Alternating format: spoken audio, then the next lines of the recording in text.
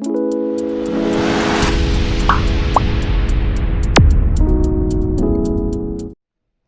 To genius classes. आज हम पढ़ने वाले हैं बायोकेम 111। उसका सब्जेक्ट है बायोटेक्नोलॉजी। पहले पढ़ेंगे प्लांट बायोटेक्नोलॉजी। उसका पहला टॉपिक है plant biotechnology concept, scope and application. तो इसमें पहले उसके कंसेप्ट के बारे में पढ़ेंगे। उसके सिद्धांत कौन कौन से हैं। उसके दो सिद्धांत होते हैं, एक तो केमिकल इंजीनियरिंग और जेनेटिक इंजीनियरिंग। फिर आती है स्कोप, इसके क्षेत्र कौन कौन से हैं, जैसे चिकित्सा के क्षेत्र में, कृषि के क्षेत्र में, उद्योग के क्षेत्र में, इसमें उनके बारे में पढ़ेंगे। फिर आता है एप्लीकेशन कि बायोटेक्नोलॉजी को यूज कहाँ कहाँ कर सकते हैं, उसका आएगा।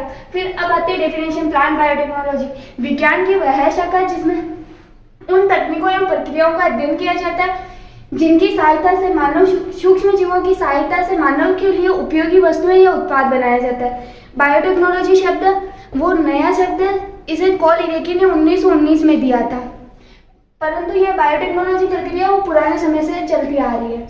EFP European federation of biotech के अनुसार जैव प्रौद्योगिकी सेवाओं उत्पाद निर्माण के लिए वह प्राकृतिक विज्ञान, जीव, सेल, कोशिका, उत्तक एवं आणविक समरूपक मॉलिक्यूलर एनालिसिस का एक समरूपक समायोजक है।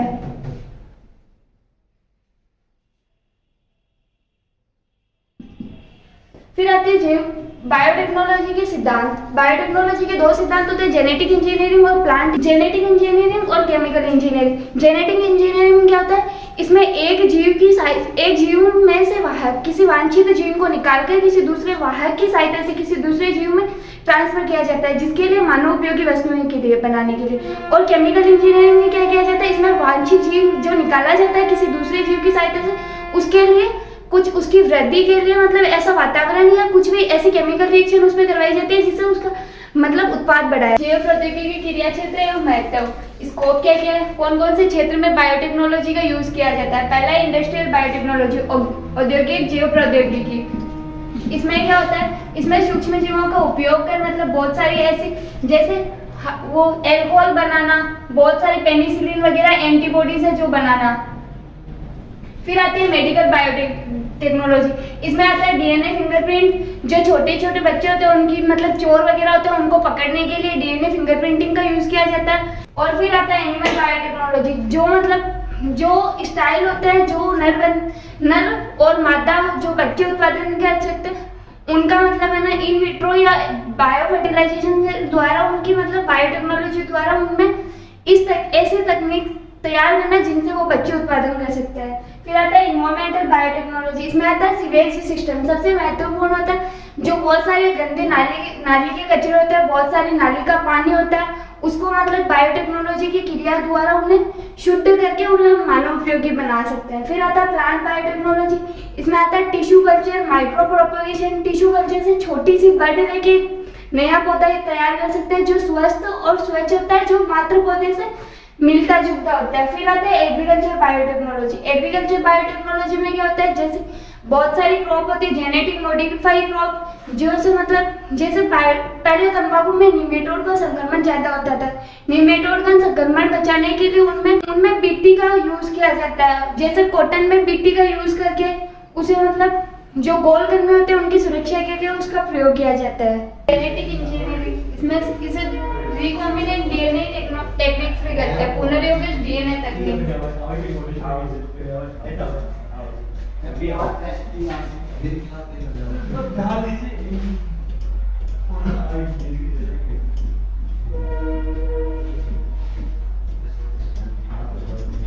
इसके फादर कौन है, इसके फादर है पॉल बर्ट, जिन्होंने सर्वप्रथम जीन को स्थानांतरित किया था।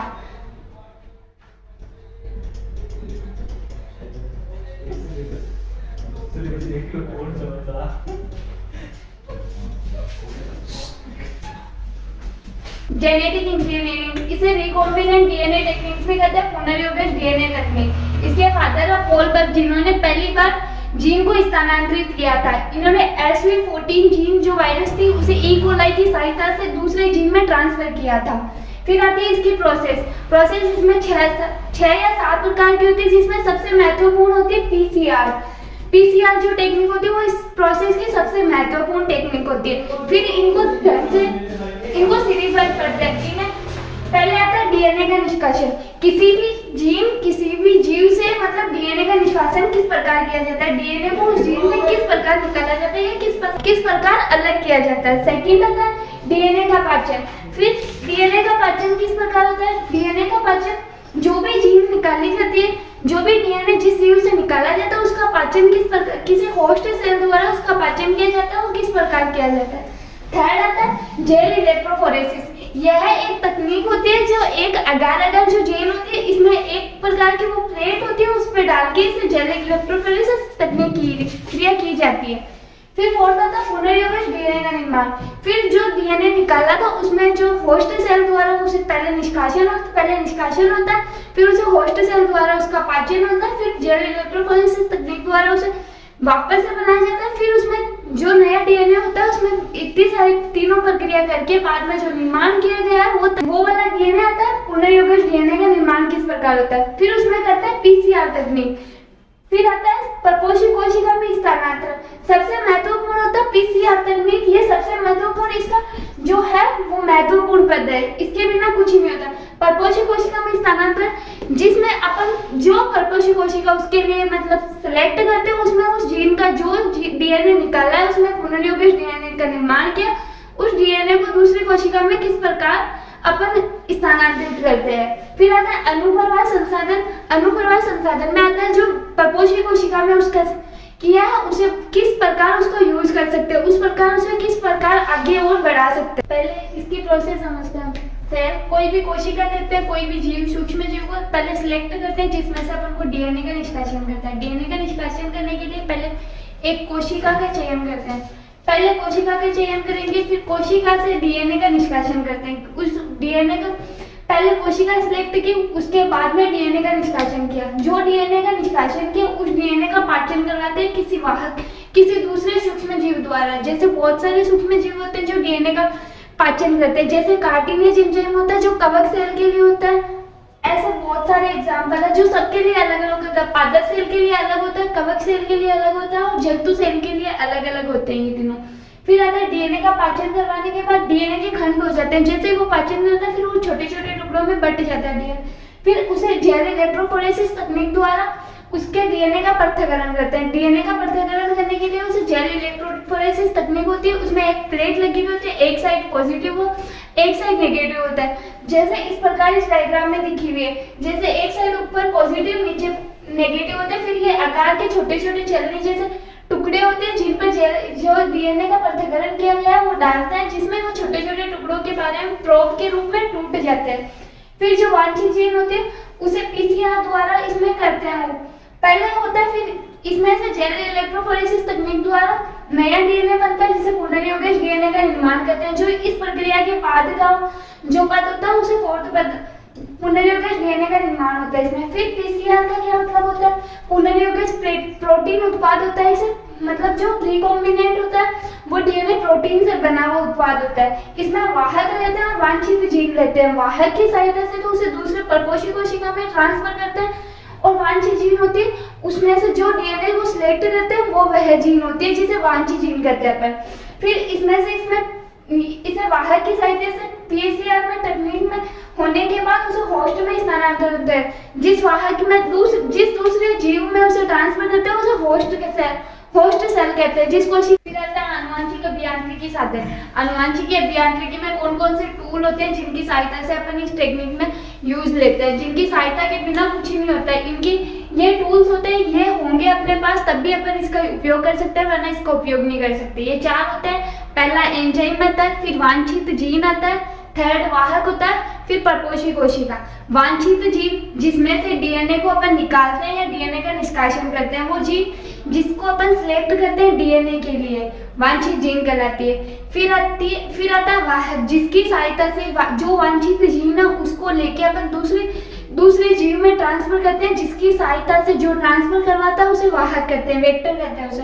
थर्ड आता है एंजाइम जिसकी सहायता से मतलब अपन एंजाइम या तो किसी डीएनए का पाचन करवाते हैं या डीएनए को काटने का काम करवाते हैं। जैसे दो प्रकार के डीएनए होते हैं जो काटने के काम आते हैं, एंडोन्यूक्लियस और एक्सोन्यूक्लियस। फिर थर्ड आता है परपोषी कोशिका, जिस कोशिका में अपन उसको डालते हैं या दूसरी कोशिका जिस जीव में अपन डालते हैं या ट्रांसफर करते हैं वो उसे परपोषी कोशिका कहते हैं। तो ये चार प्रकार के होता है। पहला एंजाइम जिसकी सहायता से अपन डीएनए को मतलब काटते हैं, कुछ भी उसमें जो भी करते हैं, छेड़छाड़ करते हैं, उसका डीएनए एंजाइम के द्वारा होता है। सेकेंड आता है वाहक, जिसकी सहायता से जो जीन को चयन किया उसे दूसरी जीन में कोशिका में डालना। थर्ड वांछित जीन, जिस जीन को अपन डीएनए का चुनाव किया है उस जीन को वांछित जीन कहते हैं। फोर्थ परपोषी कोशिका। परपोषी कोशिका वो कोशिका होती है जिसे होस्ट सेल में अपन डालते हैं। वह कोशिका जिसमें डीएनए को रिकॉम्बिनेंट डीएनए को दूसरी कोशिका में डालते हैं उसे परपोषी कोशिका कहते हैं। फिर आता है एंजाइम। पहला आता है एंजाइम। एंजाइम तीन प्रकार के थे डीएनए निष्कासन के लिए। पहला तो ये तीनों पादप कोशिका, जंतु कोशिका और कवक कोशिका के लिए अलग अलग एंजाइम होते हैं। जैसे कार्टिलेज होता है वो कवक कोशिका के लिए उपयोग में लिया जाता है। सेलुलोज होता है वो पादप कोशिका के लिए उपयोग में लिया जाता है। और लाइसोजाइम होता है जो जंतु या जीवाणु कोशिका के लिए उपयोग में लिया जाता है। डीएनए निष्कासन के लिए तीन एंजाइम काम में लेते हैं, कार्टिलेज, सेलुलोज और लाइसोजाइम। हमें दूसरे जीव की कोशिका में उसे ट्रांसफर करते हैं, उसे होस्ट कहते हैं। फिर होस्ट में स्थानांतरण करने के बाद उसमें संसाधन, जो भी लास्ट पद था उसका अनुप्रभा, उसकी मार्केटिंग या जो भी उत्पाद बना उसे बढ़ाया कैसे जा सकता है, उसमें अनुप्रभा का संसाधन आता है। फिर इसका सेकंड पॉइंट है डीएनए के पाचन के लिए कौन कौन से एंजाइम का यूज होता है। डीएनए के पाचन के लिए तीन प्रकार के होता है, एंडोन्यूक्लियस, एक्सोन्यूक्लियस और लाइगोजाइस।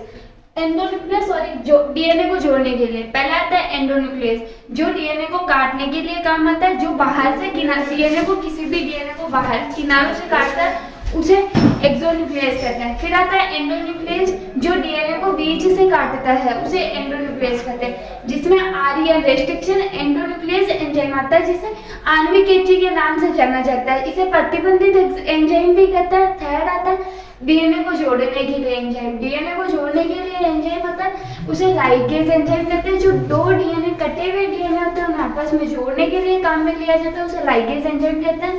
फिर डीएनए के बाद एक्सोन्यूक्लियस जो डीएनए को किनारों से काटते हैं, जैसे ये डीएनए इसको यहाँ से काटेंगे या यहाँ से काटेंगे, उसे मतलब जो किनारों से काटते हैं उसे एक्सोन्यूक्लियस कहते हैं। इसका सबसे बेटर एग्जांपल है डीएनए फॉस्फेटेज।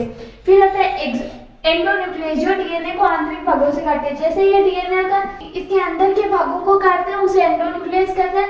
और इसका सबसे बेस्ट एग्जांपल है आरईएन रेस्ट्रिक्शन एंडोन्यूक्लियस एंजाइम। इसे आणविक कैंची के नाम से भी जाना जाता है और इसे प्रतिबंधित एंजाइम भी कहते हैं। थर्ड है डीएनए को जोड़ने के लिए जो दो आपस में, जैसे ये दोनों डीएनए इनको काटने के बाद बीच की स्पेस होता है, इन दोनों को आपस में जोड़ने के लिए इसका यूज किया जाता है, जिसे डीएनए के जोड़ने के लिए कहते हैं। इसका सबसे बेटर एग्जांपल है लाइगेज एंजाइम। अब आरईएन के बारे में पढ़ेंगे। आरईएन की फुल फॉर्म होती है रेस्ट्रिक्शन एंडोन्यूक्लियस, जिसे आणविक कैंची के नाम से जाना जाता है और प्रतिबंधित एंजाइम भी कहते हैं। इसकी खोज की थी अल्बर और स्मिथ ने। इसका मतलब ये क्या करता है, एक डीएनए को विशिष्ट क्रम में काटते हैं जिसे दोनों साइड से पढ़ने पर बराबर हो, मतलब किसी भी साइड से पढ़ते हैं उसे सेम दिखते हैं। जैसे मैडम इंग्लिश का एक वर्ड होता है मैडम, इसे या तो इस साइड से पढ़ेंगे तो भी ये सेम पढ़ा जाएगा और इसे इस साइड से पढ़ा जाए फिर भी ये सेम पढ़ा जाएगा। इसे कहते हैं पैलिंड्रोमिकरण। ये इसकी विशेषता आरईएन एंजाइम की, जो दोनों साइड से पढ़ने पे इसे सेम होता है। जैसे डीएनए के क्रम क्या होते हैं, GATT-AC। अब इसे इस साइड से पढ़ने में या इसे ऐसे लिखो, अब इसे दोनों साइड से पढ़ने पे इसे मतलब वही होता है कि पैलिंड्रोमिकरण करते हैं। जैसे हिंदी का वर्ड होता है मलयालम, उसे उल्टी साइड से पढ़े या सीधी साइड से पढ़े उसे एक ही दोनों साइड से मलयालम वर्ड आता है। यह आरईएन एंजाइम की एक विशेष प्रकृति होती है जिसे पैलिंड्रोमिकरण कहा जाता है। इसकी खोज अल्बर स्मिथ और माथन ने की थी। इसकी आरईएन एंजाइम की खोज किसने की थी, अल्बर स्मिथ और माथन ने। इसकी पहली तो इसकी फुल फॉर्म आती है रेस्ट्रिक्शन एंडोन्यूक्लियस एंजाइम से कहते हैं। रेस्ट्रिक्शन एंडोन्यूक्लियस इसको फुल फॉर्म आती है। इसे आणविक कैंची या रासायनिक चाकू के नाम से जाना जाता है। इसे आणविक कैंची या रासायनिक चाकू के नाम से इसे जाना जाता है। इसकी खोज सबसे पहले किसने की थी, अल्बर स्मिथ व माथन ने इसकी खोज की थी। अल्बर स्मिथ और माथन ने इसकी खोज की थी। इसमें एक विशिष्ट प्रकृति पाई जाती है जिसे पैलिंड्रोमिक क्रम कहते हैं, जिसे दोनों साइड से पढ़ने पर एक ही वर्ड प्राप्त होता है। जैसे मलयालम हिंदी का वर्ड होता है और इंग्लिश का वर्ड होता है मैडम। उसे किसी भी या तो लेफ्ट से राइट टू पढ़ो या राइट टू लेफ्ट पढ़ो, एक ही वर्ड प्राप्त होता है। जिसे चाहे किस साइड से पढ़ो, उल्टा पढ़ो या सीधा पढ़ो, एक ही वर्ड प्राप्त होता है। इस सबसे पहला खोजा गया आर्यन एंजाइम में हिंद सेकंड। इसका नाम है हिंद सेकंड, जिसकी खोज की थी अल्बर्ट स्मिथ व मार्था ने कब की थी? 1961 में की थी। फिर आती अब तक 900 आर्यन एंजाइम है। टोटल कितना? 900 आर्यन एंजाइम है जो खोजे गए हैं, और जिसमें 230 जीवाणु प्रभेद पाए जा चुके हैं। कितने पाए जा चुके हैं? 230 जीवाणु प्रभेद।